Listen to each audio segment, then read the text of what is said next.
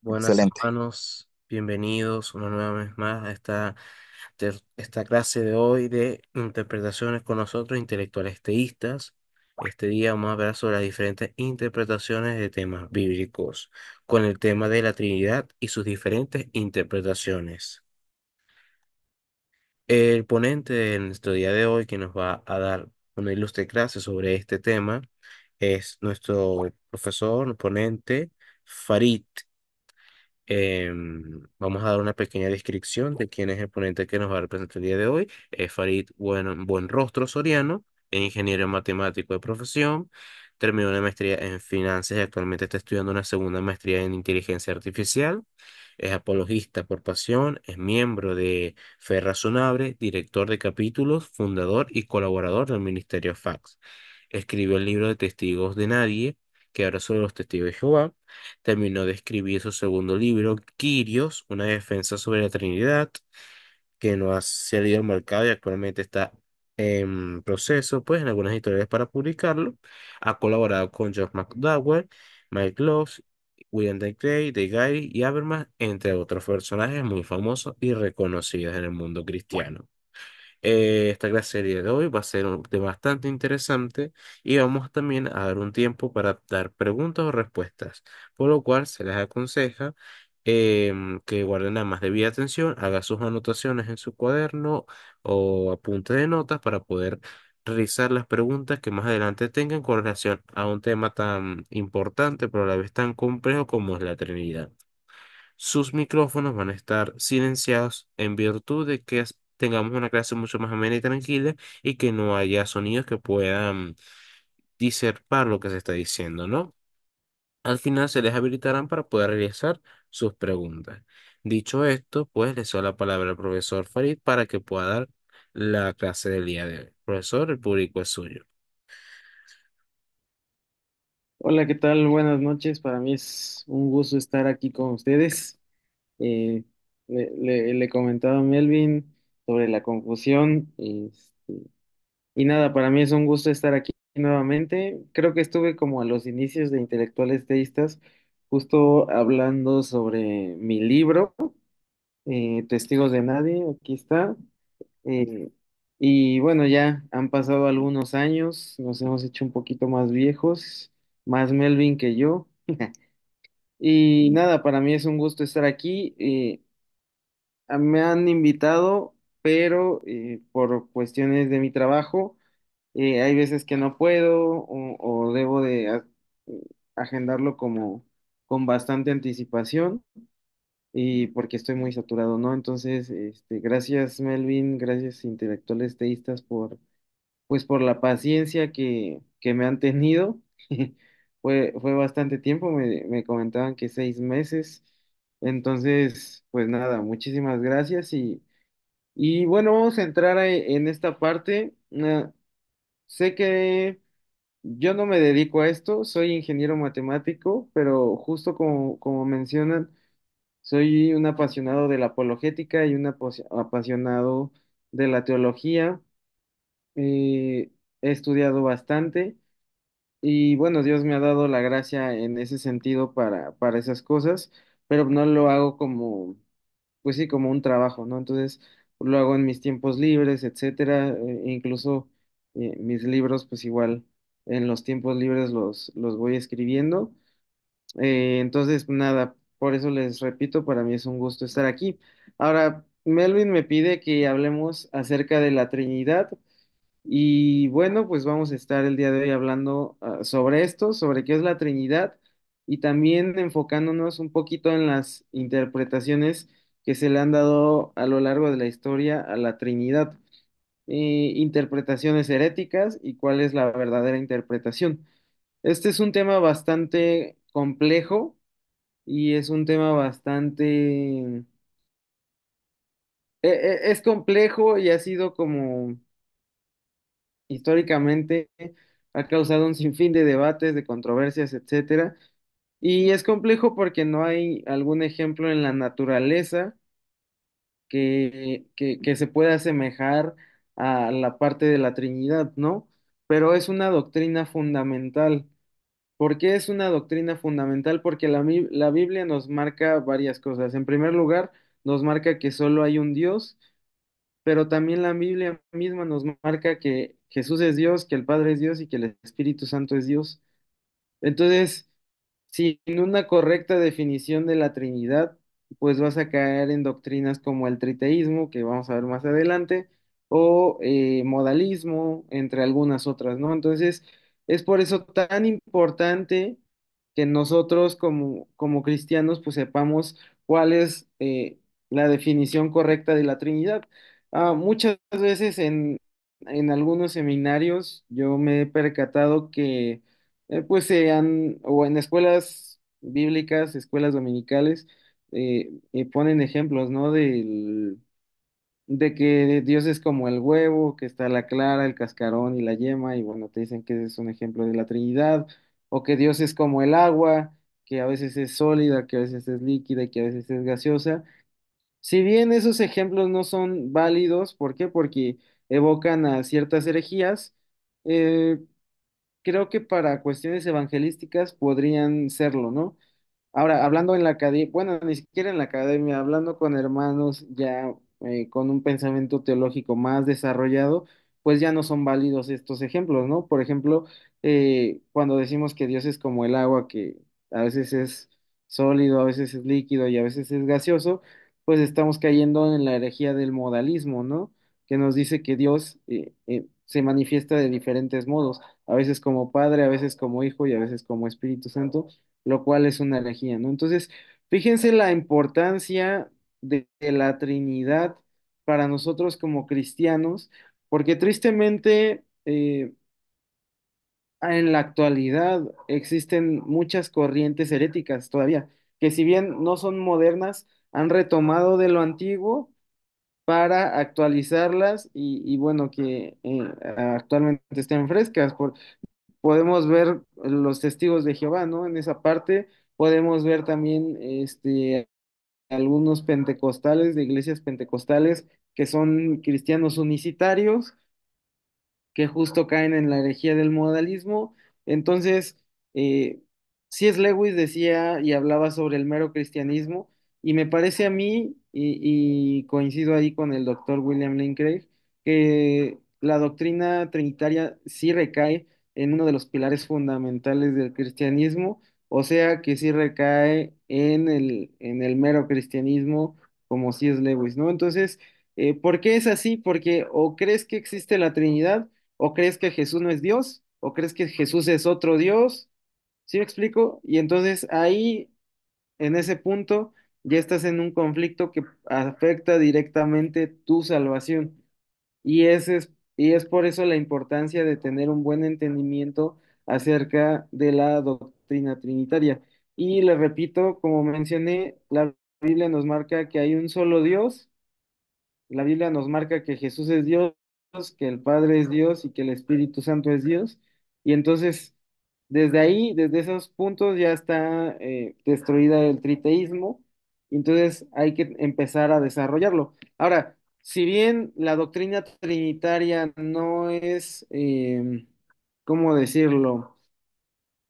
No aparece la palabra en la Biblia, porque muchos, usualmente conversando con algunos musulmanes, siempre me dicen, ¿dónde aparece la palabra Trinidad en la Biblia?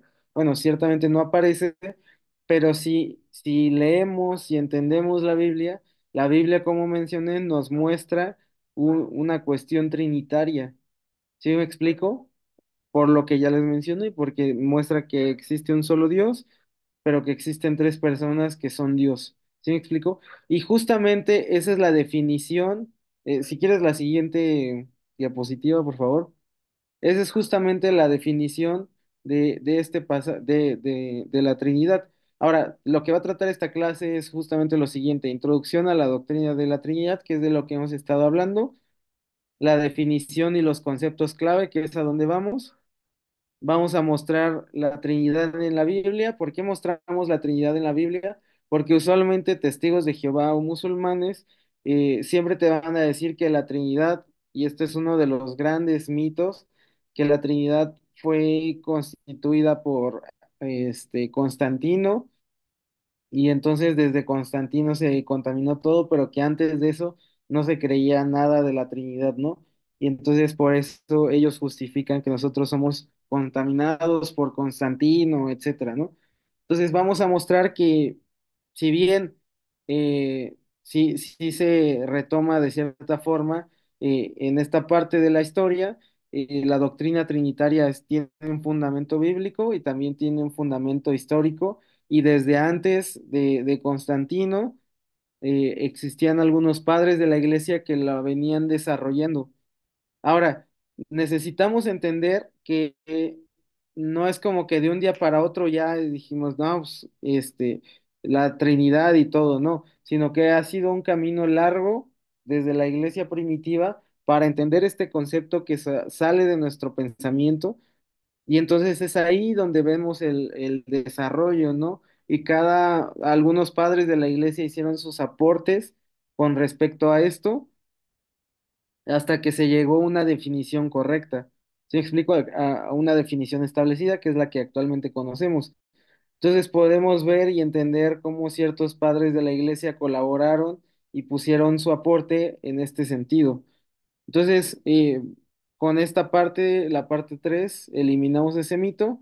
Y bueno, la parte 4 la doctrina de la Trinidad y sus interpretaciones, y nos vamos a centrar aquí en el sentido de las interpretaciones heréticas y pues cómo responderlas fácilmente, ¿no?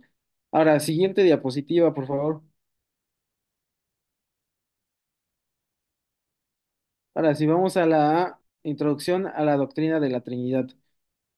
Para entender la Trinidad sin complicarnos tanto, tenemos que entender conceptos claves, conceptos que son importantísimos, y que si no entendemos esos conceptos, nuestra idea de la Trinidad, nuestra idea trinitaria nos va a costar muchísimo trabajo.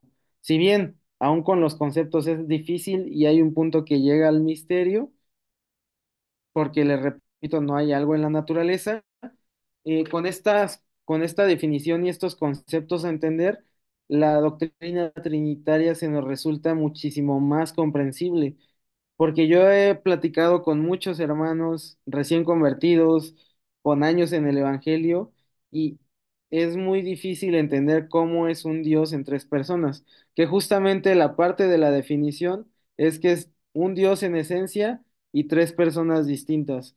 Entonces ahí viene y vamos a entender esos conceptos. El primer concepto es el siguiente. Si quieres la siguiente diapositiva, por favor. Es el concepto de persona. Una persona en teología o en filosofía es un ser con mente, voluntad y emociones.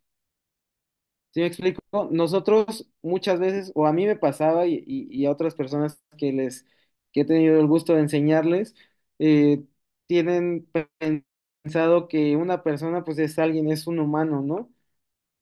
Y entonces esta definición de persona pues, les causa como conflicto, porque dicen, no puede ser un Dios en tres personas, porque pues una persona es como yo, ¿no? Es un humano. No, cuando decimos un Dios en tres personas, o la persona del Hijo, o la persona del Padre, no nos referimos a esta parte.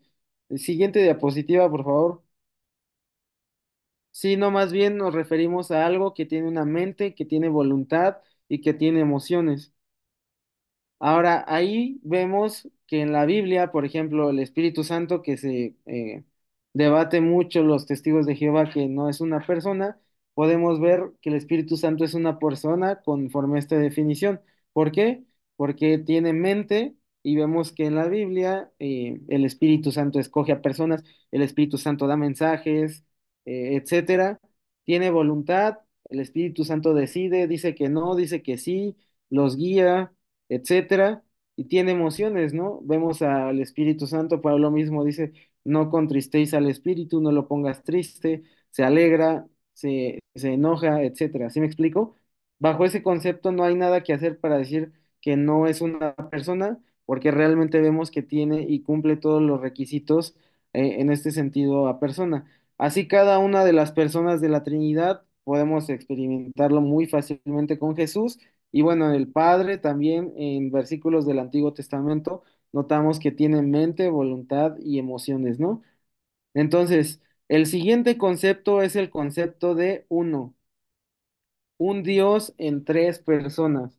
Y aquí es donde entramos en conflicto y muchas veces intentan decirme, pero es que Farid, uno más uno no son uno, no es igual a uno, es igual a tres. Ahora, hay que entender esta parte. En la Biblia y en el hebreo existen dos palabras para uno. La primera palabra es Yahid y significa una unidad absoluta. ¿Sí me explico? Este término no se utiliza para la palabra Trinidad. De hecho, por ejemplo, en el Shema, oye Israel, nuestro Dios, uno es, no se utiliza la palabra Yahid para significar uno. ¿Sí me explico? Como por ejemplo, aquí tengo un mouse. Este es un mouse y como solamente tengo uno, sería Yahid, ¿no? Un ejemplo burdo. Pero aquí tengo unos libros y entonces digo, son unos libros o son mis libros. ¿Sí me explico? Ahí podría utilizar la palabra que es la siguiente, es ejat. Ejat significa unidad compuesta, una unidad que permite diversidad dentro de ella. Y aquí no es algo que yo me esté inventando, sino que, por ejemplo, en Génesis 2:24 se usa para describir justamente la unidad del hombre con la mujer. Se unirá a su marido, a su mujer y se volverán ¿qué? Ejat, una sola carne. Ahora, ¿eso significa que cuando nos casamos nos volvemos siameses? No, ¿verdad? ¿Sí me explico? Esa es la esencia de la palabra Ejad. Y esta palabra Ejad se utiliza justamente en el Shema. Hoy Israel, nuestro Dios es Ejad, nuestro Dios es unidad. Y entonces eso deja abierta la puerta en este sentido. Recordemos que el Antiguo Testamento es la sombra de lo que viene. Entonces, obviamente no tenían el concepto trinitario en el Antiguo Testamento, pero sí existían destellos trinitarios en el Antiguo Testamento que están plasmados ahí. ¿Sí me explico? Entonces, esta palabra clave es importante. Un Dios, Ejad, Dios, en tres personas. ¿Sí me explico? Y esta palabra de uno nos abre mucho la mente para entender el concepto trinitario, porque nosotros en español, yo para decir Yahid o para decir Ejad, es solamente una palabra y significa uno, pero en el hebreo es diferente, por eso quise invertir un poco de tiempo al explicar esto, ¿no? Por ejemplo, ya mencioné Deuteronomio 6:4, que es el es Ejad, perdón. Entonces ahí hay como varios ejemplos también en el libro de jueces, cuando se unía el ejército y decía Dios, ese ejército tienen que ser uno, es decir, estar perfectamente coordinados o así, no significa que se convertían en un monstruo todos juntos y una sola persona, no, sino que estaba un conjunto de individuos, un conjunto de personas, mente, voluntad y emociones que estaban unidos, ¿sí me explico? Eso es lo que significa la parte de esa, de hat, perdónenme. La siguiente es la palabra ousia, que significa esencia o substancia. Esto se refiere a la naturaleza fundamental, a la esencia, a la sustancia de un ser. En la teología trinitaria, ousia describe la única esencia divina compartida por el Padre, el Hijo y el Espíritu Santo. Esta esencia única significa que Dios es uno en naturaleza y divinidad. Y este es el punto importante. Ousia. Y por eso en la antigüedad se menciona, y los padres de la iglesia mencionaban, que Cristo es homoousios con el Padre, que Cristo es cosustancial con el Padre, es decir, tiene la misma sustancia, tienen la misma esencia. ¿Cuál era esa esencia? La esencia divina. Tienen esa misma naturaleza. ¿Sí me explico? Ahora, nosotros, aunque somos hijos de Dios, no somos homoousios con el Padre, es decir, no tenemos la misma sustancia o la misma naturaleza divina. ¿Por qué? Porque somos humanos. Eso solamente corresponde a la cuestión trinitaria. Y aquí empieza a cobrar más sentido un Dios en tres personas. ¿Sí me explico? Que por cierto, consubstancial y homoousios sí viene en el concilio de Nicea, ¿no? Pero les digo, esto implica que ya tenía un desarrollo desde la iglesia primitiva y desde la Biblia misma hasta que se fue descubriendo esta parte. Y aquí es un punto interesante que tenemos que notar y que entender. Una cosa es inventar. La Trinidad no se inventó en el Concilio de Nicea en el 325, sino que se fue desarrollando. ¿Sí me explico? Y es diferente un invento a un desarrollo o a un descubrimiento. Tenemos que entender esa parte porque muchas veces como que confundimos esos conceptos y creemos que a partir del 325 se decretó lo del código, lo del código, en el concilio de Nicea se decretó la cuestión trinitaria y ya desde ahí ya, pero no, es un desarrollo histórico de teología histórica bastante importante y de bastantes años y le meten las manos muchísimos padres de la iglesia, ¿no? Entonces, regresando, consubstancial con el Padre significa que el Hijo comparte la misma naturaleza o la misma esencia, ¿sí me explico?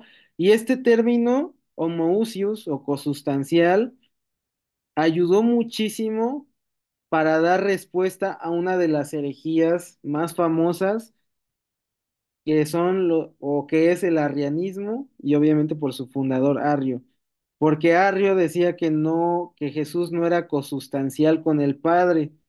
Sí, me explico que no era de la misma esencia y cuando se hace el concilio para responder a Arrio, bueno, se utiliza muchísimo toda esta parte y toda esta definición que ya se tenía previamente del homoousios, es decir, que ya se sabía por cuestiones bíblicas que el Hijo era consustancial con el Padre, que el Hijo era de la misma esencia. ¿Sí me explico? Y por último, el último concepto es el concepto de hipostasis. Esta es una palabra griega igualmente que significa persona o subsistencia. En la doctrina trinitaria se refiere a las tres personas o a las tres realidades personales distintas dentro de la única esencia divina. Y bueno, ahí entenderíamos las tres hipostasis de la Trinidad en una misma homoousios, si me permiten. Es decir, las tres hipostasis de la Trinidad, el Padre, Hijo y el Espíritu Santo, coeternas, cosustanciales y coiguales. Y aquí, en esta definición, es donde entendemos que entonces el Padre no es mayor que el Hijo no es mayor que el Espíritu Santo, que el Espíritu Santo no es mayor que el Padre, sino todos son coiguales y cosustanciales. ¿Sí me explico? Ahora, entonces, ya con estos conceptos, ¿cuál sería la definición correcta de la Trinidad? Bueno, la doctrina trinitaria histórica enseña que Dios es uno en esencia, es decir, que Dios es uno en ousia y existe eternamente en tres personas distintas, es decir, existen hipostasis, el Padre, el Hijo y el Espíritu Santo. Cada persona es plenamente Dios y aquí es un punto importante. La Trinidad no significa que Jesús es un tercio Dios, que el Padre es un tercio Dios y que el Espíritu Santo es un tercio Dios y que juntos forman a un solo Dios. Eso es una herejía. Todos son plenamente Dios. Es decir, el Padre es Dios, el Hijo es Dios y el Espíritu Santo es Dios. Y esta es una palabra clave y tenemos que entender este concepto y manejarlo cuando lo expliquemos en nuestras iglesias, ¿no? También esta definición nos muestra que estas personalidades se distinguen entre sí. Es decir, el Padre no es el Hijo, el Padre no es el Espíritu Santo, y el Hijo no es el Padre, y el Hijo no es el Espíritu Santo, y el Espíritu Santo no es el Padre, y el Espíritu Santo no es el Hijo. ¿Sí me explico? Es decir, que no son la misma persona, sino que son tres personas en una misma ousia. Y aquí debemos de entender esa parte. Ahora, lo que les decía, la Trinidad no es tres dioses separados, eso sería la herejía del triteísmo. La Trinidad no es que un Dios, un solo Dios que se manifiesta en tres personas, eso sería modalismo. No, no a veces Dios se manifiesta como Padre, a veces Dios se manifiesta como Hijo y a veces Dios se manifiesta como Espíritu Santo, ¿no? que es uno de los ejemplos que dan los pentecostales modalistas, diciendo, bueno, tú, Farid, bueno, yo no soy papá, ¿no? Pero supongamos, tú eres papá, pero pues tú eres hijo, pero también a la vez ya eres padre, ¿no? Entonces entras ahí como en esos modos de como hijo y como padre y a veces como tío, ¿sí me explico? Eso no se refiere la definición correcta de la Trinidad y les repito, es una herejía que se llama modalismo. Y esto tampoco significa, o esta definición nos ayuda a vacunarnos contra el arrianismo, que significa que el Hijo y el Espíritu Santo son seres creados posteriores al Padre. ¿Sí me explico? Y que por lo tanto solo existe un Dios verdadero y los demás, Jesús, aunque es un ser superior de todos los demás, es un ser creado. La definición como la vimos, un Dios en tres personas, coeternas, coiguales, etcétera, etcétera, etcétera. ¿Vale? Ahora, vamos al siguiente punto, siguiente diapositiva, por favor. Bueno, dudas hasta aquí, me gustaría igual y podemos interactuar un poquito si hay dudas o algo en este tema específico antes de continuar.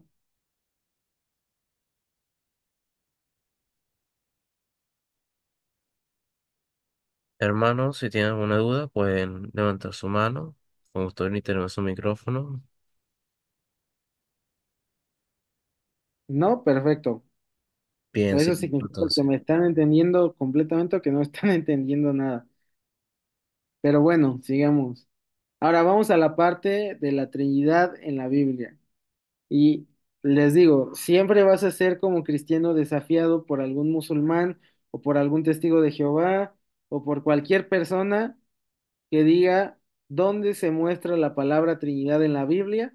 Y entonces te va a decir, es que la Trinidad no es bíblica porque no viene en la Biblia. A ver, ¿alguien levantó su mano? Ya se lo habilito. Adelante, Jorge del Valles. Sí, quizás Dios le bendiga, hermano. ¿Me escucha? Sí, claro que sí, Dios te bendiga. Sí, de bendiciones, sí. Solamente, bueno, quiero que bueno, tal vez pueda repetir en sí, porque cómo podemos, sabemos que tenemos un Dios en diferentes personas, vean, pero el modalismo dice que son diferentes modo Espíritu Santo, modo Hijo de Dios. Entonces, ¿cómo sería la explicación correcta de la Trinidad?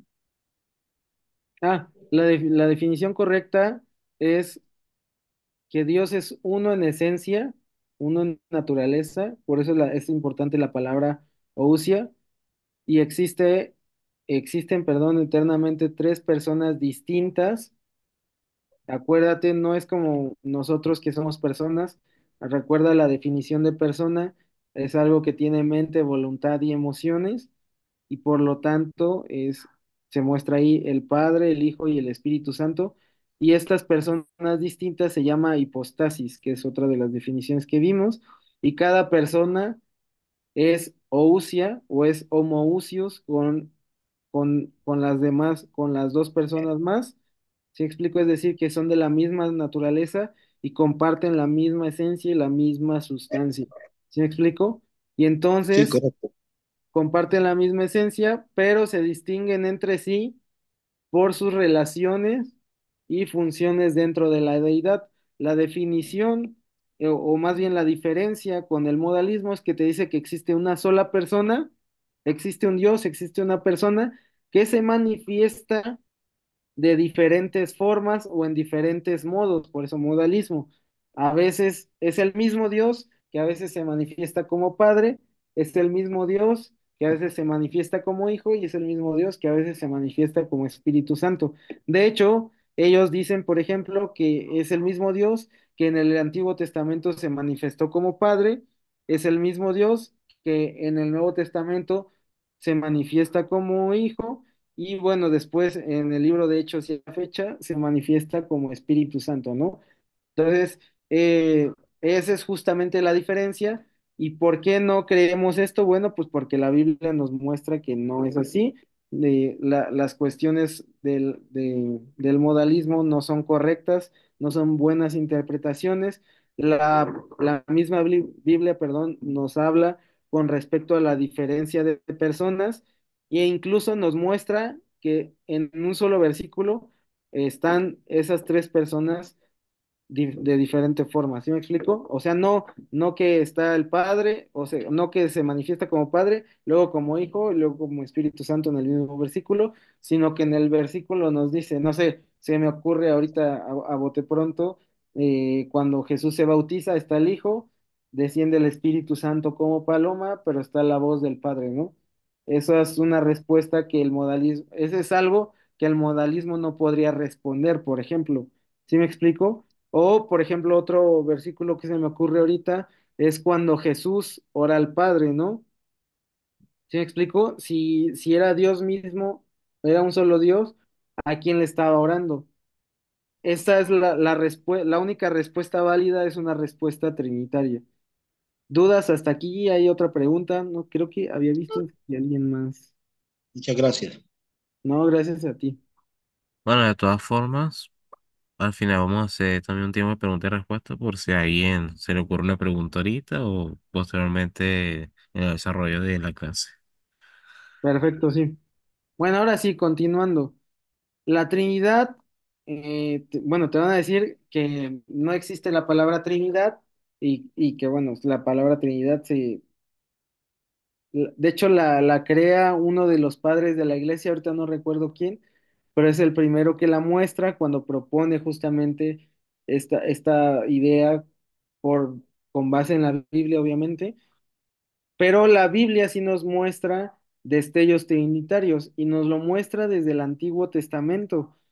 Por ejemplo, Isaías 48:16, alguien que me ayude a leerlo así de rápido, o tal vez ustedes en sus cursos no lean mucho la Biblia. A mí me gusta que busquemos algunos pasajes ahí para justamente entender un poquito más y sobre todo pues en esta parte que es la bíblica, ¿no? ¿Alguien me podría ayudar? Yo lo ayudo. Isaías 48:16. Acercaos a mí, oíd esto. Desde el principio no hablé en secreto desde que eso se hizo. Allí estaba yo, y ahora me envío Jehová el Señor y su Espíritu. Perfecto. Aquí, entendiendo el contexto del pasaje, que ustedes ya también saben bastante de eso, cuando se dice, ahora me envió, el que está hablándolo es el Hijo.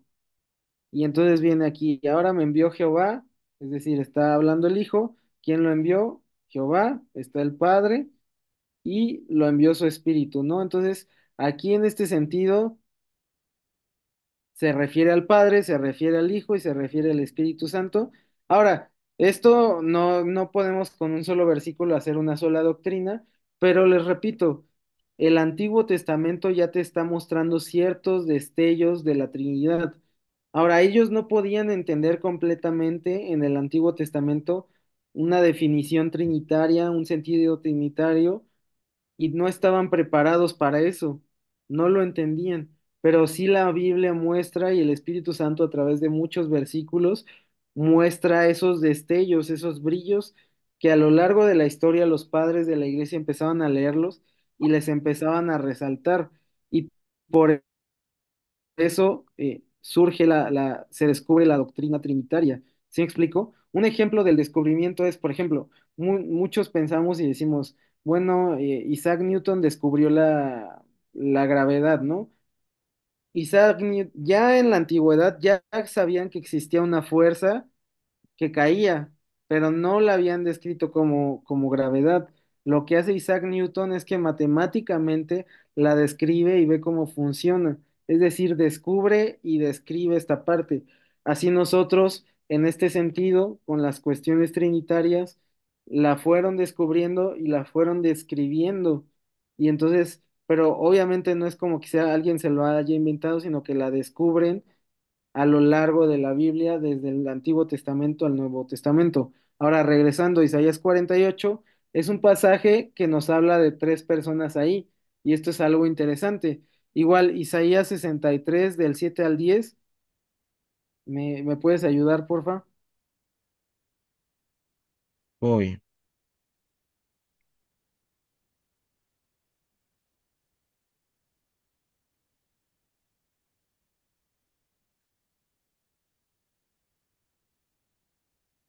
63 del 7 al 10. Voy. A ver, a ver, espera, deja que Alberto Otro tiene ahí hermano, una ajá, pregunta. aquí hay uno. Venga, Alberto. Alberto. Listo, ya está desbloqueado. Dice la palabra de Dios, dice así.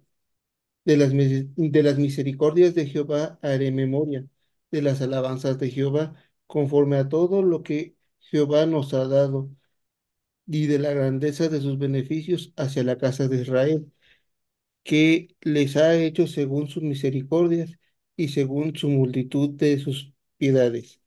Porque dijo, ciertamente mi pueblo son hijos que no mienten, y fue su Salvador, y en toda angustia de ellos fue angustiado, y el ángel de su paz los salvó, y su amor y en su clemencia los redimió, y todo trajo, y los levantó todos los días de la antigüedad, mas ellos fueron rebeldes, e hicieron enojar a su Santo Espíritu, por lo cual se les volvió enemigos, y él mismo peleó contra ellos. Bueno, aquí justamente en este pasaje, igual podemos ver la tríada de personas. Se refiere a Jehová como el Padre, se refiere al ángel de su faz, que es ahorita algo que vamos a entender y creo que ya lo han llegado a ver. El ángel de Jehová es la simbología de Jesús en el Antiguo Testamento, una de varias, y también se refiere a su Santo Espíritu, ¿no? Entonces, aquí podemos ver igual, y quiero que entendamos esto, el autor, Isaías, no tenía en mente decir está el Padre, está el Hijo y el Espíritu Santo porque ni siquiera él lo comprendía. Pero dentro de Dios ya se veían o se mostraban esos destellos trinitarios, ¿sí me explico? Hay muchísimos, muchísimos pasajes. Por ejemplo, hablando de Jesús, Jesús en el Antiguo Testamento, que sería otra clase igual, pero nada más por mencionar esa parte, Jesús con la zarza ardiendo, ¿no? O sea, vemos a Jesús diciendo en el Nuevo Testamento, ego eimi cuando se habla de los yo soy que menciona Jesús, ¿no? Yo soy la luz, etcétera, se menciona como ego eimi. Ego eimi es la transliteración del hebreo al griego por la Septuaginta, en este sentido hablando de la zarza ardiendo cuando Moisés le dice, ¿a nombre de quién voy? Y justamente le dice, yo soy el que soy. ¿Sí me explico? Y entendían también los fariseos esta parte que Jesús mencionaba, que por eso justamente lo querían apedrear. No es como si Jesús dijera, yo soy así como nosotros en el idioma español, ¿no? Sino que esa palabra estaba específicamente reservada para Dios, por cuanto Dios mismo en la zarza se la había dicho a Moisés. Entonces, prácticamente lo que Jesús decía es el que en la zarza ahí estaba el mismo Jesús, ¿sí me explico? Hablando con Moisés. Y eso es algo que Jesús, no entendiéndolo nosotros en español, tenemos que rascarle y hacer exégesis para comprender esta parte y este sentido, y por eso los fariseos lo querían apedrear. Otra que se me viene a la mente ahorita, por ejemplo, es cuando Jesús está triste viendo a Jerusalén y le dice, oh Jerusalén, cuántas veces quise como la gallina juntar a los polluelos y no quisiste. Te envía a mis profetas y nunca los escuchaste y hasta los apoderaste, etcétera, etcétera. Estoy transliterando, ¿no? Ahora, la pregunta que yo les hago a ustedes es, ¿quién enviaba a los profetas en el Antiguo Testamento? ¿Los enviaba Dios, los enviaba Yahvé, los enviaba Jehová? ¿Sí me explico? ¿Y por qué Jesús dice que él mismo los enviaba a sus profetas, si eran profetas de Dios? Obviamente porque Jesús es Dios y nosotros lo entendemos así, pero tenemos que entender que Jesús mismo estaba interactuando en el Antiguo Testamento y que no solamente era el Padre interactuando en el Antiguo Testamento y ya después en el Nuevo Testamento solo el Hijo. ¿Sí me explico? Y eso es algo que cuando entendemos y quitamos ese sesgo de nuestra cabeza, se nos vuelve mucho más rico el Antiguo Testamento y podemos entender y podemos ver a Jesús en el Antiguo Testamento, podemos ver a Jesús en la zarza. Ahora, no estoy diciendo que solamente Jesús estaba en la zarza, sino que estoy refiriéndome a que en la zarza no estaba solamente el Padre, sino que estaba la Trinidad en conjunto, que a los profetas no solo los enviaba el Padre, sino que los enviaba la Trinidad en conjunto. ¿Sí me explico? Mi hermano Jorge levantó su mano.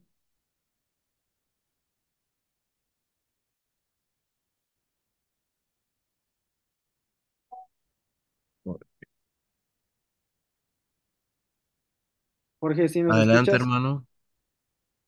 Sí, hermano, solo preguntarle algo, no sé si es correcto lo que le voy a decir, si el ángel que vio Josué con una espada como guerrero y Ujú. se le presentó a Josué, podríamos decir que ese sería, en este caso, Jesús, ¿vea?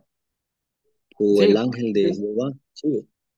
sí, y justo para allá vamos. El ángel de Jehová es una teofanía, es decir, es una aparición de Dios en forma visible, que por visible me refiero a que todos lo veían. Y bueno, Ujú. destacan la presencia de Cristo en el Antiguo Testamento también, y bueno, en la liberación de todo Israel, ¿no?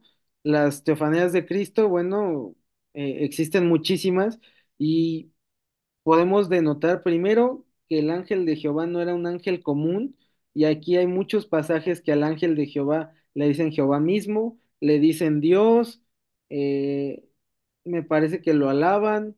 ¿Sí me explico? Algo que ningún otro ángel tenía permitido. Recordemos en Apocalipsis, cuando Juan ve a un ángel totalmente glorioso y se postra y lo adora. Imagínate Juan, o sea, Juan, el discípulo amado, que conocía a Jesús, que ya había visto a Jesús cuando se le aparecen los primeros capítulos de Apocalipsis, ve a un ángel tan glorioso que lo alaba y piensa que es Dios, y el ángel le responde que no lo adora y que solamente adora a Dios, ¿no? Que son consiervos, le dice así.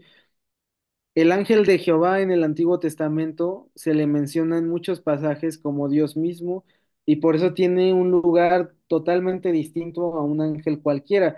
Y aquí el punto es que muchas veces nosotros cuando escuchamos ángel de Jehová nos imaginamos a un simple ángel. No, tenemos que entender que era Jesús, pero en el Antiguo Testamento no entendían la idea trinitaria y no sabían que era Jesús, no sabían que era Dios, porque entonces para ellos, en su idea precaria y teológica, digámoslo así, primitiva, pues iban a decir, entonces hay dos dioses, y eso los iba a llevar a la idolatría. Así me explico que era algo con lo que Dios totalmente estaba peleado. Y entonces lo más cercano que ellos tienen para describir esta parte, pues es decir, es el ángel de Jehová. ¿Sí me explico?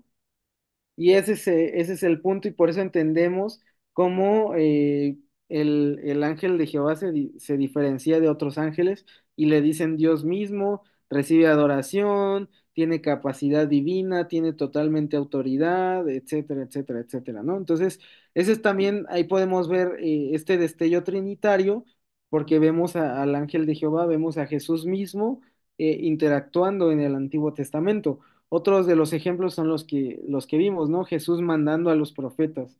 Y no es que solamente Jesús los mandara, sino que, les repito, la Trinidad estaba operando en todo el Antiguo Testamento, no estaba el Padre solo. Y eso es algo que sí quiero ser muy enfático para que por lo menos en esta clase se puedan llevar esta parte, ¿no? Y bueno, en el Nuevo Testamento podemos ver a muchísimas, o de una forma más clara. El Antiguo Testamento es la sombra y ahora ya estamos viendo la carne, ¿no? Aunque muchas veces no se entendía, la iglesia primitiva o los apóstoles no la desarrollaban totalmente esta idea, sí se podía ver y sí se podía entender esa parte, ¿no? y el Nuevo Testamento sigue mencionando que existe un solo Dios, está totalmente en contra de la idolatría, está totalmente en contra del politeísmo, pero también mencionan al Padre como Dios, al Hijo como Dios y al Espíritu Santo como Dios. Y entonces ahí pues no cabe el triteísmo ni el politeísmo por la primera premisa, que solamente existe un solo Dios. ¿Sí me explico? Y eso lo podemos ver en pasajes bastante interesantes. Por ejemplo, el Padre es llamado Dios en Efesios 4:6, por ejemplo, en Santiago 1:17 también. El Hijo es reconocido como Dios, y eso lo podemos ver en Juan 1:1. ¿En qué otro pasaje? En Hebreos, cuando Dios mismo le dice que lo adoren todos los ángeles, eh, Tomás, mi Señor y mi Dios, Ho Curios Mu, Ho Theos Mu, este, etcétera, etcétera, ¿no? Entonces se menciona a Jesús como Dios y les digo, no quiero entrar tanto en estos detalles porque una clase de la deidad de Jesús es totalmente aparte, ¿no? Pero nosotros entendiendo que se menciona como Dios, es el caso que queremos armar, ¿no? Y también el Nuevo Testamento menciona al Espíritu Santo como Dios, ¿no?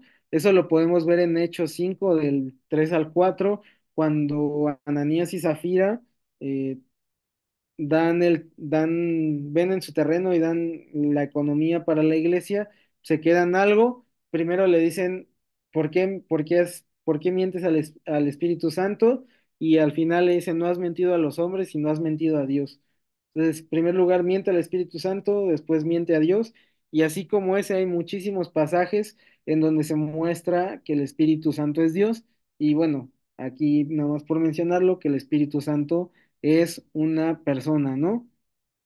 Otras evidencias trinitarias claves es Mateo 28:19, que es la fórmula bautismal, y aquí muchos te podrán debatir y te podrán decir, bueno, es que eso ya se añadió posteriormente y solamente se incluye al Hijo, pero si lo pensamos bien, aunque solo se bautizara en el nombre del Hijo para perdón de pecados, recuerda que en el Antiguo Testamento el único que podía perdonar pecados era Dios mismo. Ahora, si te bautizas en el nombre de Jesús, estás diciendo que Jesús puede perdonar pecados, pero en el Antiguo Testamento, ¿qué crees? Solo Dios podría perdonar pecados y estás entendiendo entonces que Jesús es Dios. Y por lo tanto, esa implicación de que se bauticen en el nombre de Jesús pues aún inclusive nos ayuda, ¿no?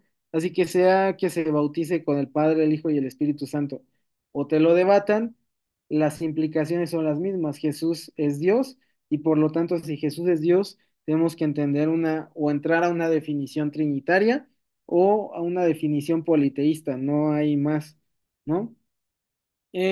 Juan 1, del 1 al 3, que es la descripción de la deidad del Hijo. Segunda de Corintios 13:14, que es la bendición que mencionan a las tres personas en igualdad de importancia y muchísimos pasajes más. Me gusta mucho el libro de Apocalipsis y aquí como recomendación, lean Apocalipsis con este lente trinitario y van a ver que está el Padre, que está el Cordero siendo adorado igual al mismo nivel que el Padre y que están los siete espíritus, que es como una figura del Espíritu Santo. ¿Sí me explico? Y está en el Apocalipsis se ve muy claramente cómo está el Padre, cómo está el Hijo y cómo está el Espíritu Santo, ¿no? No los quiero bombardear con tantos versículos, pero de verdad que lean esa parte, ¿no? ¿Dudas hasta aquí? ¿Preguntas? Ahora bien, entonces, ya entendiendo que, en primer lugar, ¿cuál es la definición de la Trinidad? ¿Cuál no es la definición de la Trinidad? Y ya entendiendo que la Trinidad es una cuestión bíblica y que no surgió 3 siglos después, sino que se fue describiendo y descubriendo. Entonces, aquí ya podemos entender y ver varias herejías y varios errores de interpretación de la Trinidad. ¿Sí me explico? ¿Por qué? Porque pues obviamente cuando se van los apóstoles, pues quedan algunos sucesores, empiezan a levantarse los padres de la iglesia y empiezan a desarrollar el pensamiento cristiano de una forma más formal. Ahora, los padres de la iglesia, por lo regular, se levantaba alguien y un padre de la iglesia se levantaba para dar respuesta a una idea herética, ¿sí me explico? De hecho, todos los concilios fueron para, para dar respuesta y condenar una idea herética, ¿no? Entonces, es interesante porque muchas veces esas respuestas ya se hicieron desde hace siglos, pero siguen resurgiendo, ¿no? Entonces, la primera interpretación errónea, por supuesto, es el modalismo, que ya hablamos un poquito.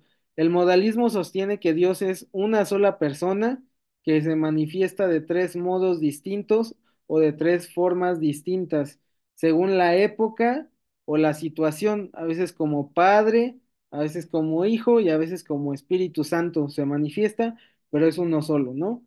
Esta idea surge, en el siglo III con Sabelio. Sabelio era de África y él es el que empieza a desarrollar y enseñar esta doctrina del modalismo.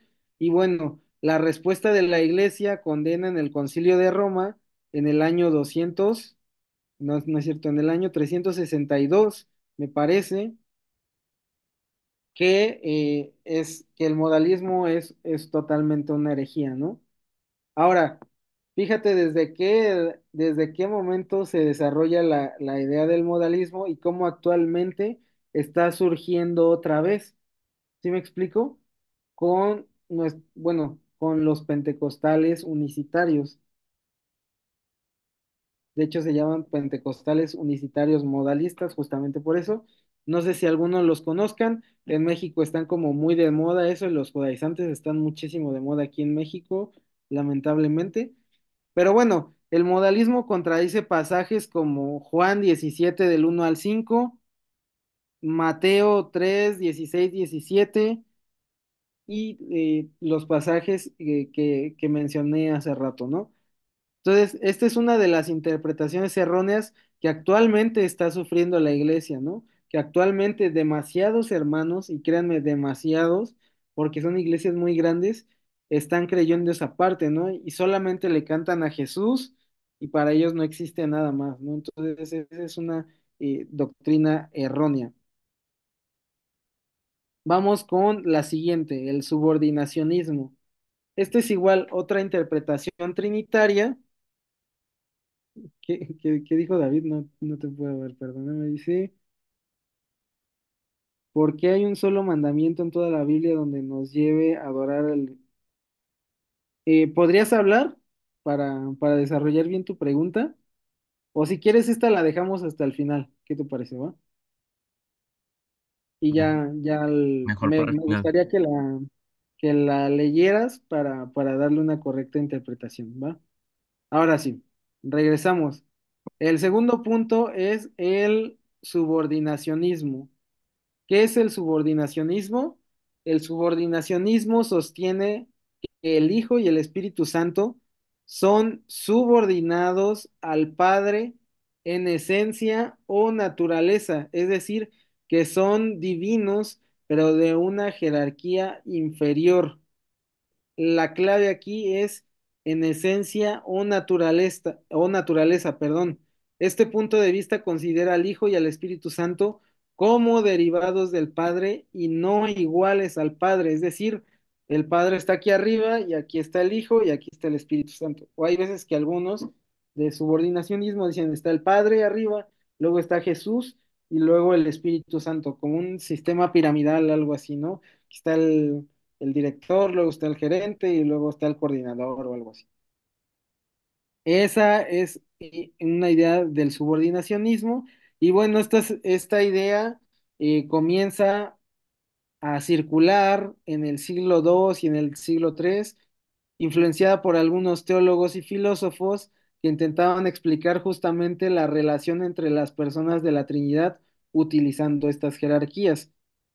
Orígenes, uno de los teólogos cristianos más influyentes del siglo III, desarrolla una teoría que implicaba una subordinación del Hijo al Padre, y aunque no llegó a negar la divinidad del Hijo, su teología como que aportó las bases para el arrianismo. ¿Sí me explico? Esta del subordinacionismo, digámoslo así, es como una base que va a concluir más adelante en el arrianismo.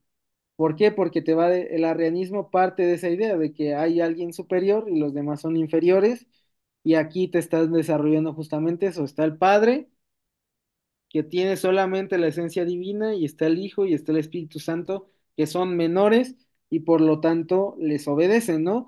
Y ellos te van a citar pasajes como yo no vengo a hacer mi voluntad, sino la del Padre, este, después de eso se me va a entregar el dominio, etcétera, porque no han entendido la idea de la kenosis, no han entendido los estados de Cristo, etcétera, etcétera, ¿no?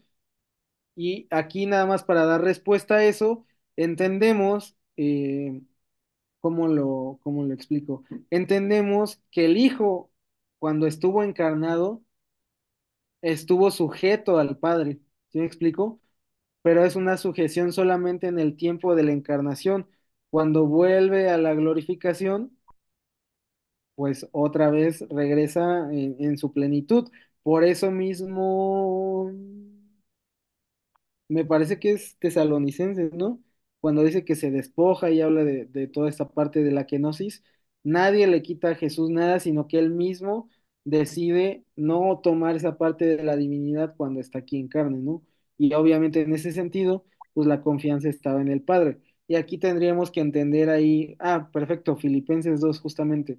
Tendríamos que entender esta parte, les digo, de los estados de Cristo, y que son cosas como un poquito más que teológicas, ¿no? Y bueno, entender esta parte también de la kenosis. ¿Me explico? Bueno, la kenosis funcional, no la ontológica. Ahora, el Concilio de Nicea abordó el subordinacionismo y afirmó la consustancialidad del Hijo, y aquí es justamente esta parte, ¿no? Estos teólogos empiezan a decir que el Padre era solamente uno y que el Hijo y el Espíritu Santo eran menores. En este concilio se dice, no, no son uno, sino que no son subordinados, sino que la Biblia nos dice que son homoousios, es decir, que son de la misma esencia y por lo tanto están en el mismo nivel, ¿no? Y aquí, pues obviamente se empiezan a sentar las bases bíblicas, etcétera, ¿no? Y que Juan mismo desarrolló desde su época en Juan 1:1, el Verbo de Dios. Colosenses 2:9, en él habita corporalmente toda la plenitud de la deidad, y todos los versículos que enfatizan la igualdad del Hijo, ¿no? Y bueno, contradiciendo totalmente la idea de subordinación. Les digo, esto sí fue un poquito confuso porque hay pasajes que nos muestran eso, pero tenemos que entender que estaba Jesús encarnado. Entonces, sí existía una cierta sujeción durante la encarnación, pero ya una vez que es glorificado nuevamente, ya esa parte ya se deja, ¿no? Siguiente punto, arrianismo. ¿Qué es el arrianismo? Sostiene que el Hijo es una criatura, perdón, creada por el Padre y por lo tanto no es coeterno ni coigual a él. Arrio, fundador de esta idea, por eso se considera arrianismo, enseña que hubo un tiempo cuando el Hijo no existía, lo que significa que el Hijo fue creado, no es divino en el mismo sentido que el Padre, y como mencionamos, no es eterno. Y bueno, si es creado, tampoco sería Dios mismo, que es lo que sostienen actualmente los testigos de Jehová. Y fíjate cómo se desarrolló desde las ideas pasadas, ¿no? Ahora, ah, esta parte pues viene desde los siglos pasados, pero fíjate cómo aquí actualmente sigue latente esta herejía después de siglos. La respuesta de la iglesia, igual en el Concilio de Nicea, condena el arrianismo y reafirma la deidad del Hijo mediante el término homoousios, que es lo que ya explicamos, que es coeterno, y aquí es un punto importante, homoousios, que es de la misma esencia del Padre, y por lo tanto es coeterno, coigual en jerarquía, en dominio, etcétera, etcétera, etcétera, etcétera, etcétera. ¿Sí me explico? y no es una criatura creada. Ahora, por eso muchas veces, por ejemplo, los arrianos modernos te sacan versículos como Colosenses, ¿no? Que es el primogénito de la creación. Y entonces te van a decir, ya ves cómo sí, pero bueno, tenemos que entender ya para dar respuesta a esta parte, que primogénito de la creación no se refiere al primer ser creado, sino más bien al sustentador de la creación misma. Aquí hay una diferencia de palabras, ¿no? Entonces, esta respuesta rápida. Juan 1:1 al 3 lo mismo, Juan desarrolla esta parte y muestra que el Hijo es totalmente eterno y que él ya estaba con Dios desde el principio, ¿no? Desde el comienzo, y que todas las cosas, no solamente dice que el Hijo no es creado, sino dice que el Hijo crea todas las demás cosas, y Pablo lo completa diciendo que él actualmente, bueno, que no solamente lo creó, sino que actualmente lo sigue sustentando, ¿sí me explico? Y entonces ahí se ve también que el Hijo es creador de todo, y lo vemos en pasajes como Juan, como Colosenses 1:16, etcétera, etcétera, etcétera, ¿no? Ah, el parcialismo, el parcialismo sostiene que el Padre, el Hijo y el Espíritu Santo son partes de Dios y juntos forman una deidad, que es lo que mencionábamos al principio, un tercio de Dios, un tercio de Dios y un tercio de Dios, y por lo tanto se vuelven un solo Dios, ¿no? Eh, este, esta idea de parcialismo surge como una explicación popular. Esto no es como algo que un filósofo, un teólogo hayan desarrollado, sino que los creyentes de AP, en su limitado entendimiento, pues decían, esta parte pues es como que una parte de Dios, otra parte de Dios, como Exodia, por ejemplo, ¿no? Si me permiten este ejemplo, ¿no? Que es como Exodia, etcétera, etcétera. La Iglesia Ortodoxa pues enseña que no es así, que Dios no está formado de partes, pero en este sentido, pues esta idea es totalmente condenada, ¿no? Y podemos ver nuevamente Colosenses 9, cómo en Cristo habita toda la plenitud, y no solamente un tercio de la plenitud o una parte de la plenitud o una fracción de la plenitud, ¿sí me explico? Sino que en Él habita toda la plenitud de la deidad, y por lo tanto entendemos que todas las personas de la deidad son 100% Dios. ¿Sí me explico? Y el último, aquí se me traba la lengua, macedonianismo. ¿Cuál es, o más bien, o también se puede conocer como neumatomaquianismo? Perdonen el trabalenguas. El macedonianismo, también llamado neumatomaquianismo, niega la divinidad del Espíritu Santo, considerándolo una creación o una fuerza impersonal de Dios, en lugar de una persona divina coigual al Padre y al Hijo. De hecho, en algunos lugares, algunos testigos de Jehová eh, entienden que el Padre es Dios, que el Hijo es Dios con D chiquita, pero caen en esa parte del macedonianismo también. Es decir, dicen que el Espíritu Santo no es ni Dios ni es una persona. Y bueno, esta herejía surge en el siglo IV, y se le atribuye a un hombre llamado Macedonio, por eso el macedonianismo, quien fue un patriarca en Constantinopla, ¿no?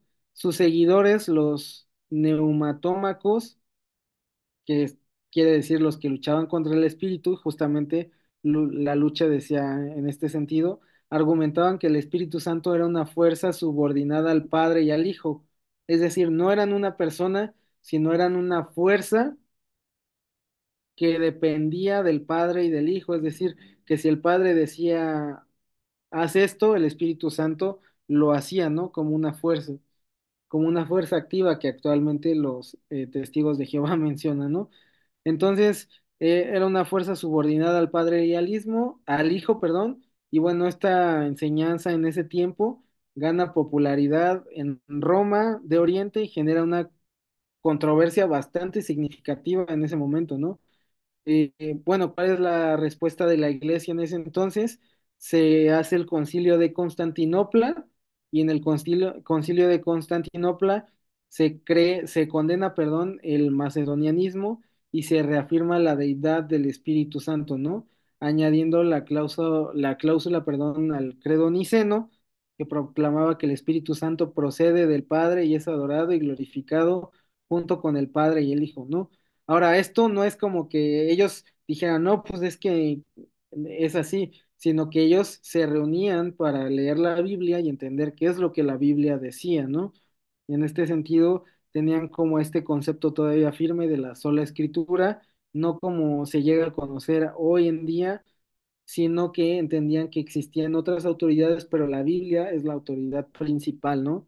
La respuesta bíblica, bueno, Hechos 5 del 3 al 4 nos muestra que mentir al Espíritu Santo, ¿no? Para empezar, no se le puede mentir a una energía, yo no le puedo mentir a la luz, yo no puedo hacer enojar a la luz, yo no puedo poner triste a la luz, eh, ¿sí me explico? La luz no me puede eh, direccionar, no me puede escoger, etcétera, etcétera, ¿no? Primera de Corintios 2 del 10 al 11 nos habla de la omnisciencia del Espíritu Santo y que obviamente en este sentido como omnisciencia es un atributo exclusivo de Dios, ¿no?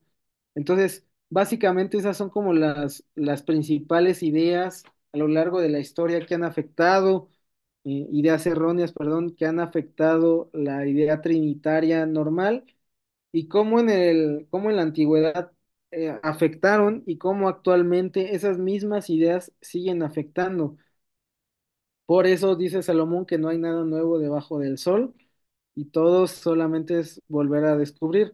Imagínate si nosotros como cristianos estudiáramos teología histórica y no habría tantas personas engañadas, ¿vale? Entonces quiero dejarlo hasta aquí para no aturdirlos tanto, me pasé un poquito del tiempo. Y bueno, mi hermano, no sé si hay algunas preguntas o algunas dudas antes de concluir. Me imagino que sí, hubo una pregunta que se realizó por el chat. Aquí por ejemplo hay una pregunta de David que dice, ¿el atributo de la simplicidad de Dios puede ser una respuesta a esa herejía del parcialismo? Ah, claro, claro que sí, totalmente. Sí, en ese sentido es totalmente acertado. Aquí hay otra pregunta del mismo David que dice, yo soy trinitario, pero tengo una pregunta, porque no hay un solo mandamiento en toda la Biblia donde nos lleve a adorar al Espíritu Santo, que es Dios. Más bien, en cambio, ese es el... Ya, no entiendo bien la pregunta. Creo que dice que más bien en cambio, no entiendo. Tienes que explicarlo mejor, David, si desea En, realizar e- esta pregunta. en ese sentido, ¿por qué no hay algo que nos lleve a adorar al... Bueno, aquí está David para que Permítame, nos haga bien la vamos a pregunta. Dime, solicitarle David. adelante, David. Buenas tardes, ¿sí me escucha? Sí. Sí, claro que sí. Profe, aquí te espero en Oaxaca para comernos unas tlayudas con chapulines y tejate. Claro que sí, el año pasado estuve allá en Oaxaca y en el centro, Sí, en sí, la iglesia. Saludos. pero no invitaste a nadie. Exactamente. Perdóneme, pero no, sí, soy fan de las tlayudas y del tejate. Bueno, es que no eras famoso, pero ya ahora ya vas siendo famoso, entonces ya te vamos a ir a ver. Claro, claro, No, gusto en servirle. bueno, ya, mira, la pregunta es, concretamente es, ¿por qué no hay un solo, o si lo hay, que me lo digas, ¿por qué no hay un solo mandamiento en la Biblia donde se nos indique adorar al Espíritu Santo? Porque si Él es Dios, ¿no? Pues debería de ser adorado.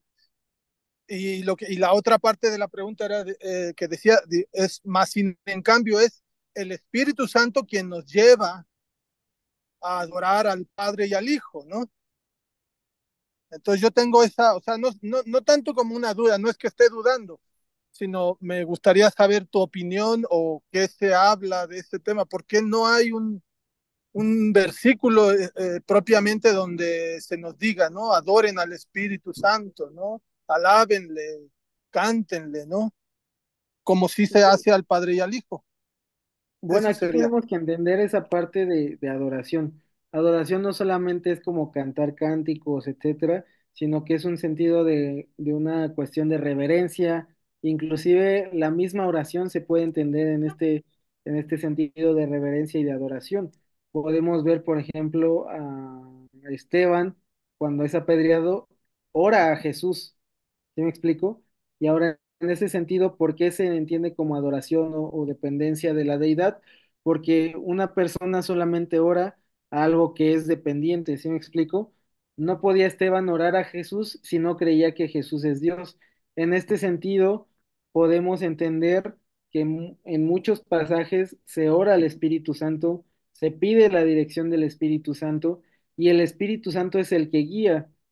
Por ejemplo, podemos ver la diferencia contra los profetas del Antiguo Testamento. Los profetas eran un intermediario de Dios, ¿sí me explico? El intermediario de Dios era el profeta y después, no sé, pedían dirección para una guerra, pues era el intermediario, etcétera, ¿no? ¿Sí me explico? En el Nuevo Testamento no tienen intermediario, sino que ya entienden la dirección completa del Espíritu Santo y de Dios mismo. Ahora, ¿por qué el Espíritu Santo no sería como un profeta, es decir, no como un intermediario entre nosotros y Dios?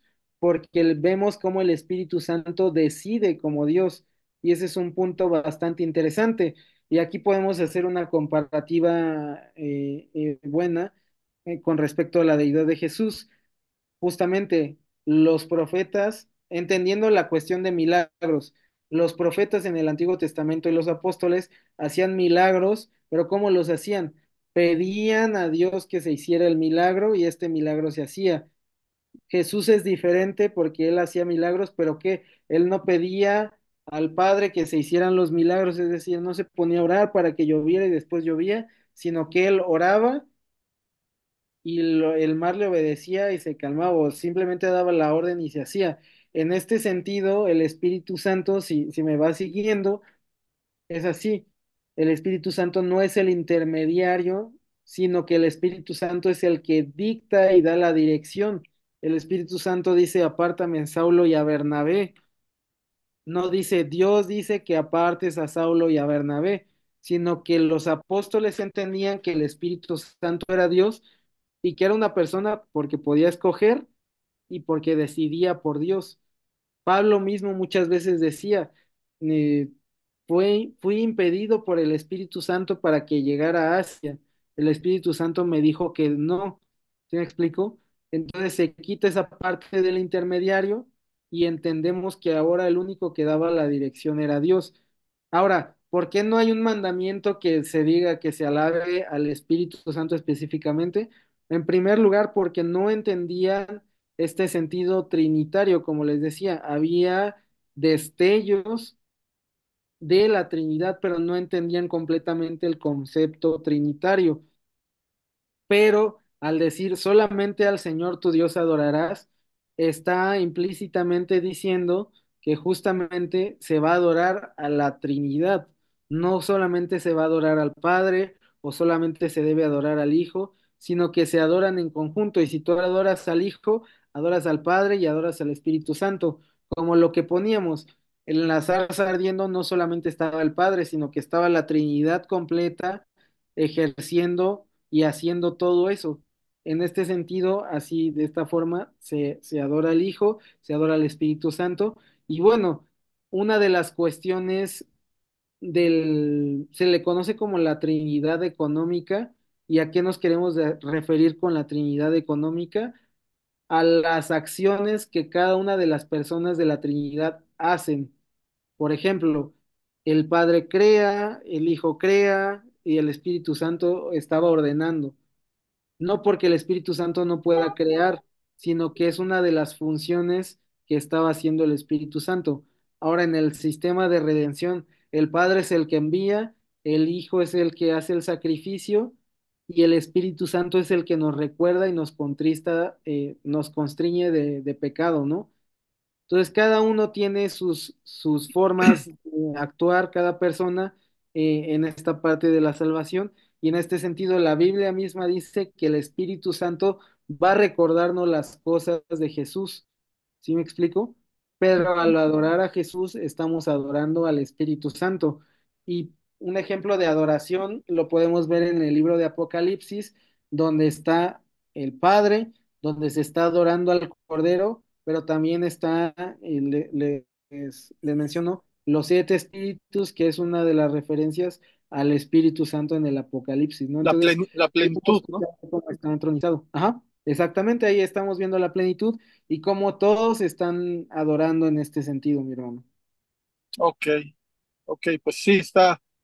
Digo, creo yo que esta doctrina, como incluso la unión hipostática, la que no podemos decir, ah, ya la entendí, ¿no? Es algo que realmente nuestra incapacidad humana nos limita a poder comprenderla completamente, pero sí Dios nos revela, ¿no? Lo que debemos de saber de Él, ¿no? Y es muy, muy, muy interesante. Entonces, nada más, una cosa más que quería ver, es que no pude escuchar bien hace rato. ¿Cuál fue el argumento que tú pones cuando los unicitarios te dicen que, porque en todo hecho se bautiza en el nombre solo de Jesús, ¿no? Pero por ejemplo, en el mandato de la comisión se dice, Jesús mismo lo dijo, ¿no? Bautícenlos en el nombre del Padre, del Hijo y del Espíritu Santo. El argumento que ellos ponen es el de que se bautizaba solo en el nombre de Jesús, ¿no?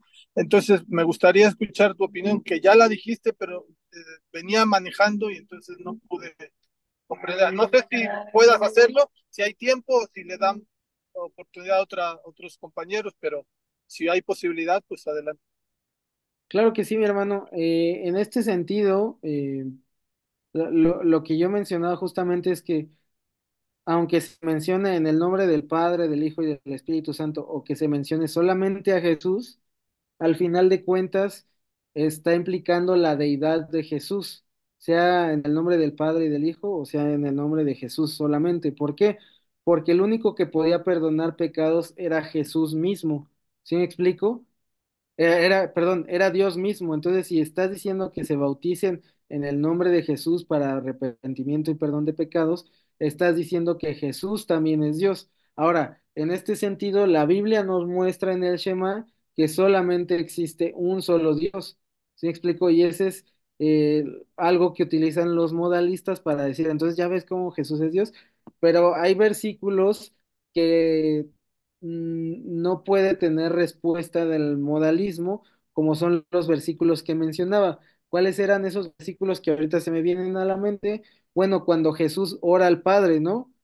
Si está de este modo, ¿cómo va a poder orar? ¿Sí me explico? No tendría sentido si solamente existe un Dios. Ni modo que, por ejemplo, yo estoy orando, modo hijo, y en ese mismo momento me cambio y soy modo padre y respondo esa oración, y después modo hijo otra vez. ¿Sí me explico? Sí, sí. Así y otro tipo de pasajes que mencionamos ahí son la respuesta a las incoherencias de las herejías modalistas, ¿no? Hablar solamente del modalismo y su respuesta es, me llevé todo un apéndice de mi segundo libro justamente para hablar en ese sentido, porque ya también han creado su propia traducción, entre paréntesis, donde quitan algunas cuestiones justamente en contra del modalismo, que quitan algunos versículos o los modifican al estilo mismo de los testigos de Jehová, ¿no? Entonces, básicamente esa es la respuesta, mi hermanito. Creo que alguien Ok, más había levantado su mano. gracias. No, hombre, saludos hasta Oaxaca. Ahí me debe una tlayuda, ¿eh? Ahí cuando venga, ya sabes, aquí con chapulines. Sí, pues, exactamente, así. Dios le bendiga, hermano. Excelente, excelente. Creo que el hermano Melvin tenía una pregunta. Hermano Melvin, em, puede realizar su pregunta.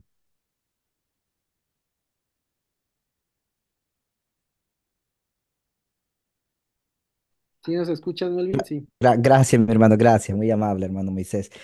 Bueno, profesor, correctamente estamos de acuerdo, mi hermano, que es un misterio que explicar la Trinidad realmente es un verdadero reto. Creo que lo que hacen los teólogos y nosotros, pues, son aproximaciones bíblicas, claro, definitivamente. Te felicito por la explicación que tú diste y creo, mi hermano, que a la hora de explicarla, pues, sí, tenemos que tener mucho cuidado para no caer en cualquiera de estas herejías que mencionaste, ¿no? Ahora bien, mi hermano, eso lo entendemos nosotros.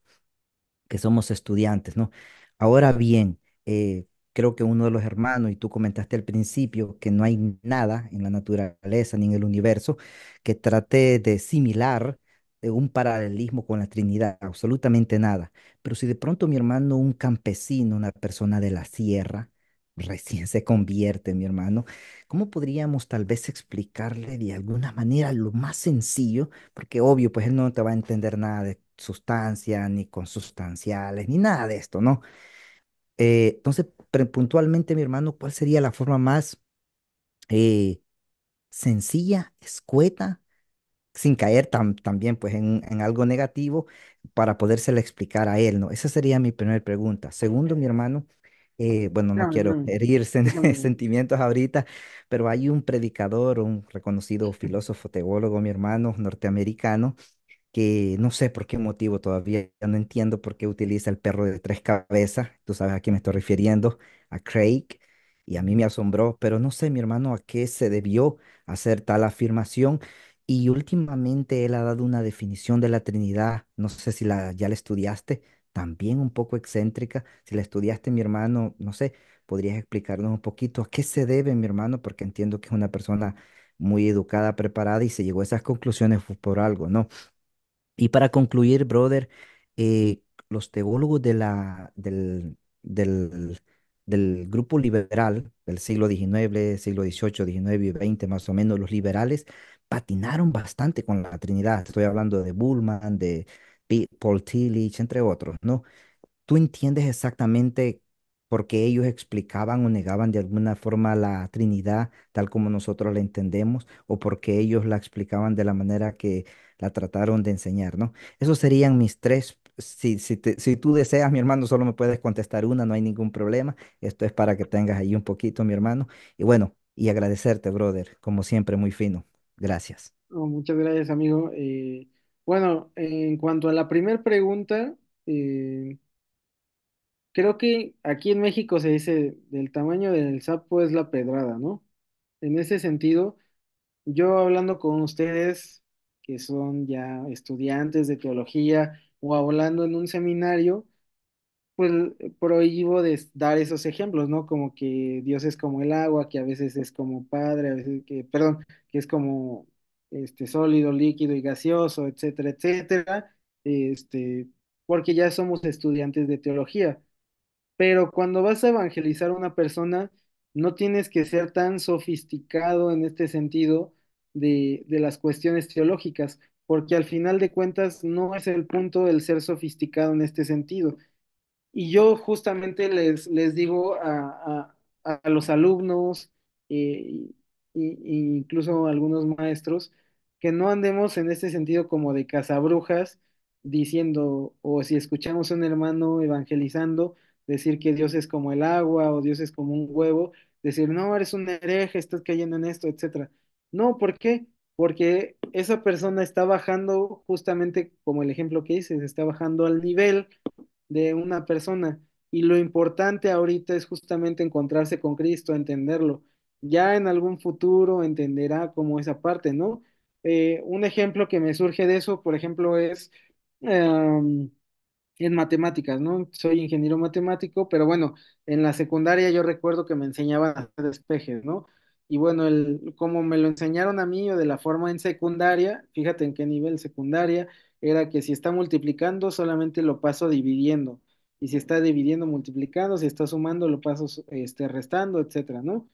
Y a mí se me quedó. Eso matemáticamente es erróneo. Si bien sí ocurre ese resultado, es erróneo porque no es como que nada más pasarlos, sino que hay toda una operación matemática que se hace. Pero eso lo vine a descubrir ya hasta un nivel universitario y ya estando en un nivel sofisticado con universitarios, con matemáticos, científicos, etcétera. ¿Sí me explico? Y a eso es justo lo que me refiero. O sea, si vas a hablar con una persona, no te centres en una cuestión teológica tan profunda, sino céntrate en eso. Y para mí, por lo menos para mí, he debatido por ejemplo, con Simón Villalobos, sobre este punto. Simón es como muy tajante en eso y dice, no, no se puede dar este ejemplo. Para mí, sinceramente, yo creo que es permitido, porque está en un nivel de un recién nacido que no necesita algo sofisticado y que para entender un concepto tan elevado, en ese momento le basta entender que Dios es como el agua, que a veces es como sólido, a veces como líquido y como gaseoso.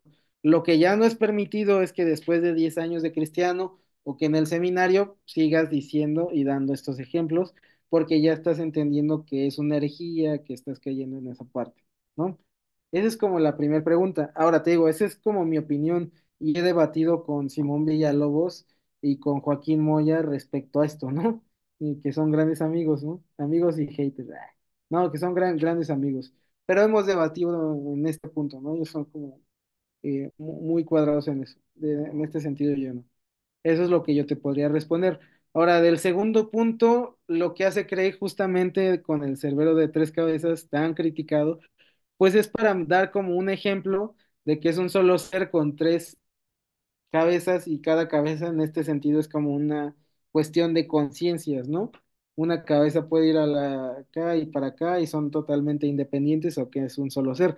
Ahora, este ejemplo es igual lo mismo, es como un ejemplo del agua o como un ejemplo del huevo puede servir para una persona, un adolescente, para que pueda entender esta parte, pero ya a un nivel teológico un poco más profundo, pues ya no es como tan permitido.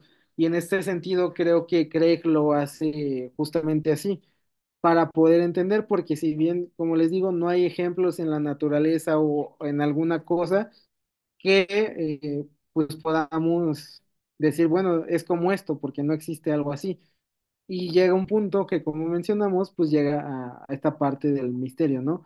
Ahora, en la cuestión de definición de Trinidad de Craig, no sé a qué cuestión te refieras.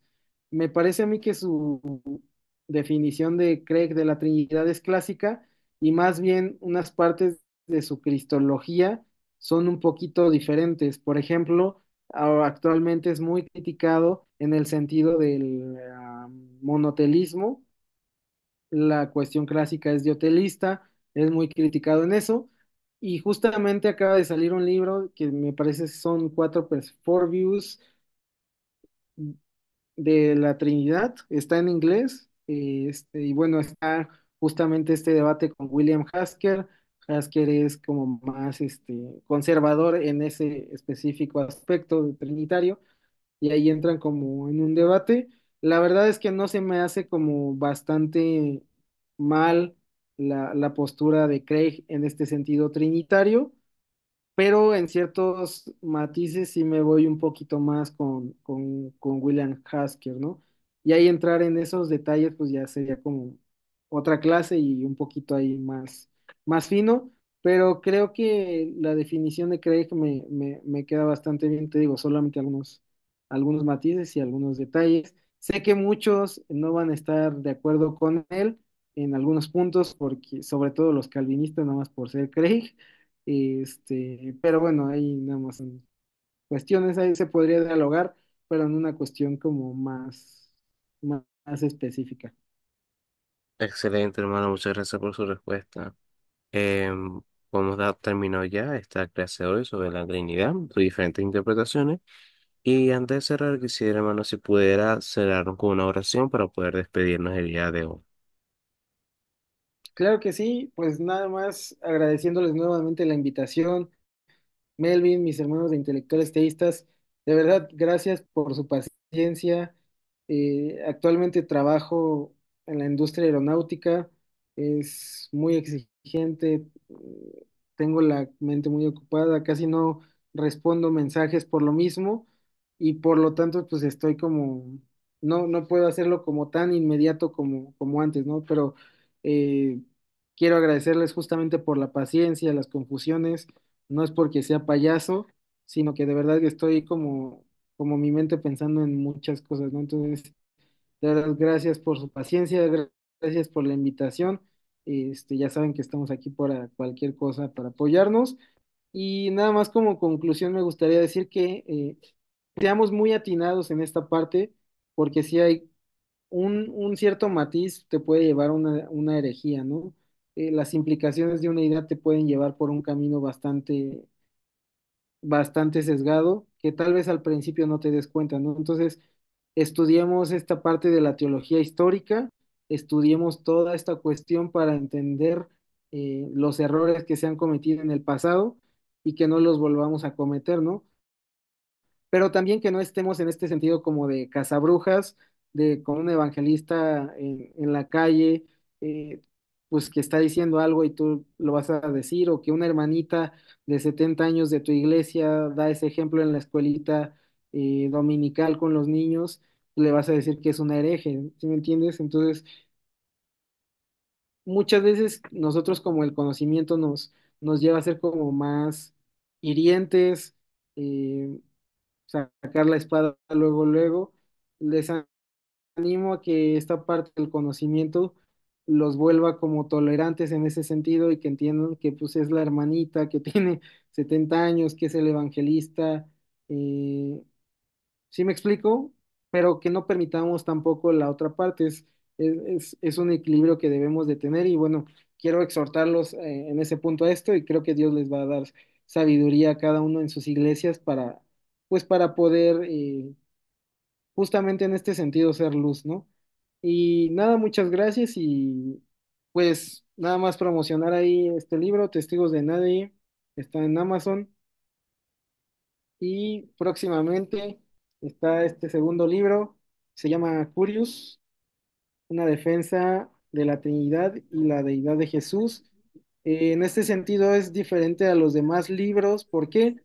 Porque si bien, o por lo menos los que yo conozco en español, todos los libros que hablan de la Trinidad eh, lo hablan en un sentido teológico. Este libro habla de la Trinidad en un sentido apologético, ¿no? Es una defensa de la Trinidad. Es un libro de consulta y también que puedes leer completo. Son 700 páginas. Este, Esperemos en Dios a ver qué me dice la editorial, si no, ahí por enero voy a estarlo publicitando. Las personas que me han hecho el favor de leerlo hasta ahorita se han llevado un gran sabor de boca, entonces pues nada, un gusto para mí estar ahí y pues ahora sí vamos a orar. Señor, te damos las gracias, Padre, por este tiempo. Gracias por este privilegio que me permites enseñar con mis hermanos. El internet es una bendición, Dios. Me permites acercarme con hermanos a kilómetros de distancia, Dios. Y como dice tu palabra, donde hay dos o tres reunidos en tu nombre, ahí estás tú, Dios. Y yo creo que en estos lugares, en estas reuniones, aunque estemos a kilómetros de distancia, tú estás con nosotros, Dios. Yo te pido que en la vida de cada uno de mis hermanos los edifiques, los lleves, pero que este conocimiento no sea para vanidad, Señor, sino para misericordia y para ayudar a sus iglesias específicamente a crecer el cuerpo de Cristo, Dios, a bendecirlo, y no como muchas personas lo han hecho de atacarlo, de avergonzar el cuerpo, Padre. Yo te pido que seas tú llevándolos a más, a intelectuales teístas, a Melvin, Dios, y gracias por este tiempo, Señor, que para mí es un oasis en toda esta semana, Dios. Gracias, Padre, porque me permites hacer también una de mis pasiones, Dios, y porque me abres la puerta con cada uno de mis hermanos. En el nombre de Jesús, amén. Y pues nada, mis hermanos, un gusto saludarles, un gusto estar con ustedes. Saludos desde México. Gracias, mi hermano Farid. Gracias. Y allí les envié por el mensaje, por el chat, si algún hermano quiere adquirir el material del profesor, ahí está en Amazon, ahí les envié el link. También les puse las redes sociales para que sigan al profesor, sigan su contenido y todo lo demás.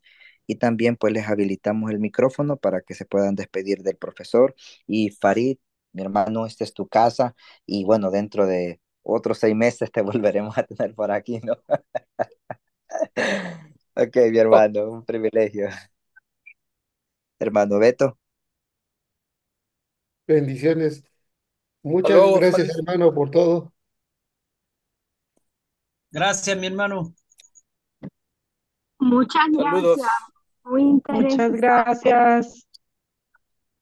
Muchas gracias por el conocimiento. No, hombre, de Amén, nada, hermano. mis Amén. hermanos. Es un gusto para mí haber podido compartir con ustedes y pues nada, Dios les bendiga, que pasen bonita noche Mi hermano come hace una tlayuda por mí ahí en Oaxaca. Yo voy a comer verdura el día de hoy, pero pues